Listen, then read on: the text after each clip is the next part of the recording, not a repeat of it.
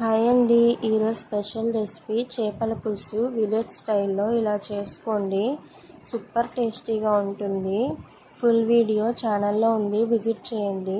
ముందుగా గిన్నెలో ఉల్లిపాయలు, టమాటాలు, పసుపు, కరివేపాకు, కారం, ధనియాల పొడి వేసుకొని బాగా పిసుక్కొని ఒక పెద్ద నిమ్మకాయ సైజ్ అంత చింతపండు నుంచి గుజ్జు తీసుకొని దాన్ని కూడా టమాటాలు, ఉల్లిపాయల్లో వేసుకొని బాగా పిసికి పక్కన పెట్టుకోవాలి.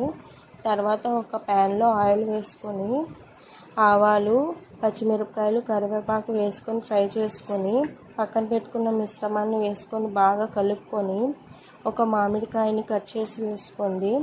బాగా పులుసు ఉడికేటప్పుడు క్లీన్ చేసి పెట్టుకున్న చేపలు వేసుకొని బాగా ఉడకనిచ్చి లాస్ట్లో జీలకర్ర, మెంతులు పౌడర్ చేసి వేసుకోండి.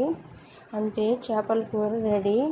ఛానల్ నచ్చితే లైక్ చేయండి, సబ్స్క్రైబ్ చేయండి, షేర్ చేయండి.